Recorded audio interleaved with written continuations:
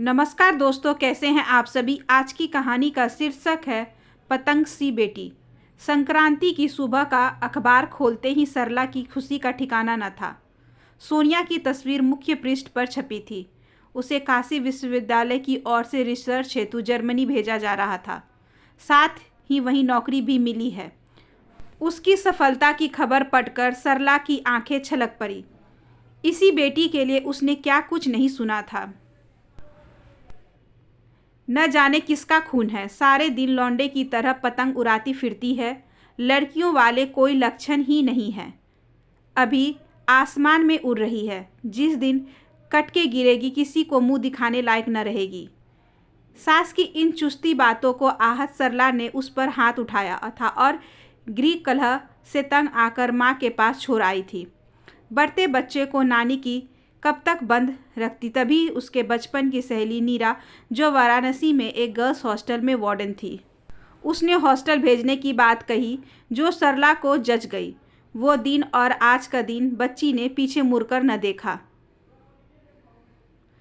अब इतनी बड़ी उपलब्धि हासिल करने वाली बेटी पर गर्व हो रहा था। इस बात की सूचना जब उसने सास को दिया तो उनका चेहरा सफ़ेद पड़ गया था। उन्हें क्यों कर लगवा होता। वह तो उसके पहले पति की बेटी जो थी, वह शादी के पहले महीने ही घर में रह गई थी। किसी तरह शादी के 5 महीने निकले। रोज की लड़ाई व शारीरिक यातनाओं से परेशान होकर आखिरकार सरला ने तलाक ले लिया। पर बच्ची पेट में ही थी तो उसे जन्म देना ही था। समय पूरा होते ही नन्ही बच्ची दुनिया में आ गई। नक सीख से एक कदम अलग थी। ना तो वह माँ की परछाई थी और ना ही अपने पिता की। किसी को इस बच्ची से कोई लेना देना न था। राघव सरला से प्यार करता था और उसने बच्ची के साथ स्वीकार भी कर लिया, मगर अपनी माँ के हाथ रहने के कारण वह भी कुछ न कर सका। ऐसे में नानी ने ही पाल पोस कर बड़ा किया।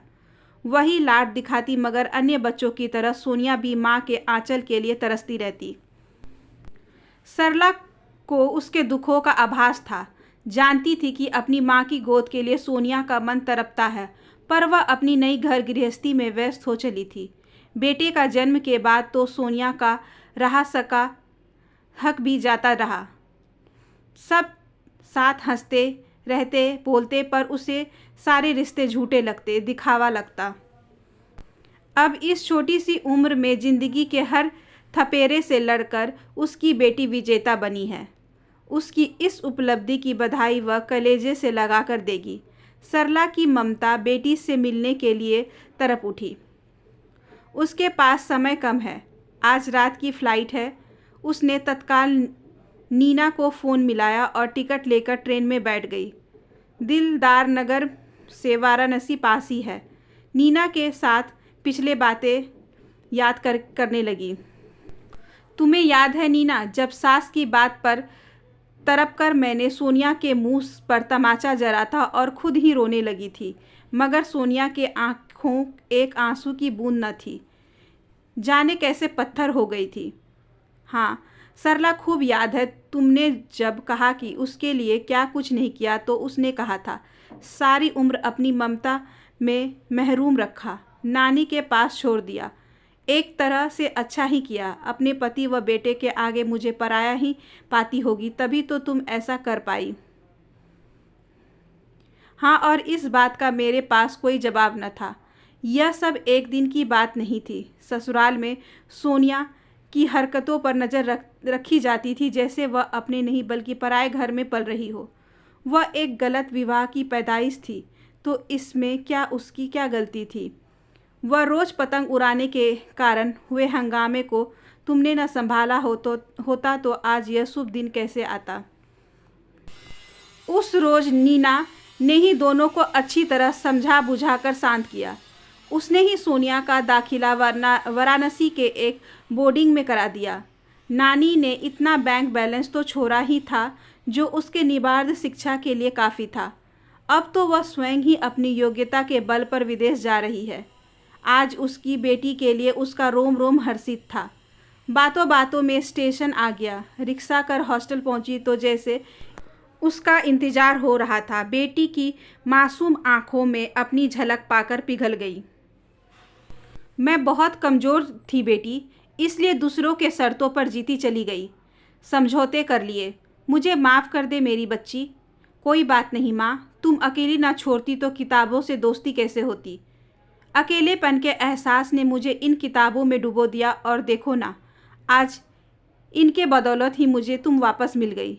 सोनिया बाहें फैलाए राह देख रही थी। मेरे बच्चे, मुझे तुझ पर गर्व है। सीने से लगाकर इतना ही कहा, पर बरसों से जब्ज आंसू दोनों को भिगो गए।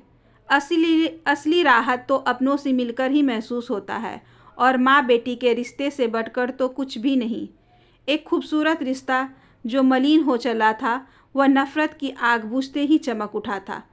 आपसी भाव बदल गए। जिन लोगों में उसे झूठ दिखता था, वह सच्चा स्नेह नज़र आने लगा। अतीत का दर्द कम हुआ तो राहत पाकर आसमान निहारने लगी। आज फिर आसमान रंग बिरंगे पतंगों से आच्छादित था, पर कुछ हवा में तैर रहे थे तो कुछ आसमान की ऊंचाइयों को छू रहे थे। तभी एक पतंग कटकर ज़मीन पर आ गिरा, जिसे देखकर उसका मन भर आया। न जाने ऐसे कितने बच्चे हैं जो माँ बाप के क्षणिक आनंद की प्राप्ति का परिणाम होते हैं, जिन्हें परिवार का सुख नसीब नहीं होता। कभी माँ बाप के नाजायज़ संबंध तो कभी अहंग के टकराव के कारण हुए तलाक की सज़ा भुगतते हैं। उसने मन ही मन ईश्वर को धन्यवाद दिया। उन्होंने ही उस रोज़ नीना को भेजा और उसके ही माध्यम से सोनिया को एक नई राह दिखाई। ऐसा न हुआ होता तो शायद वह भी टूट कर बिखर गई होती। ओ, बातों के समय का पता ही न लगा। रात के 10 बज गए तो नीना और सरला सोनिया को छोड़ने लाल बहादुर शास्त्री एयरपोर्ट आ गई। सोनिया चेक इन के लिए अंदर चली गई। कुछ ही देर में वह पतंग के समान अपने आसमान को छूने हेतु हर पीड़ा से स्वतंत्र होकर उड़ जाएगी। आशा करती हूँ कि आज की ये छोटी सी कहानी आपको अच्छी लगी होगी। अगर अच्छी लगी हो तो please like, share and subscribe करें हमारे चैनल को। ज़्यादा से ज़्यादा शेयर करें और बेल आइकन को ज़रूर प्रेस कर लें, ताकि अगली वीडियोस की नोटिफिकेशन आपके पास सबसे पहले पहुँचे। धन्यवाद।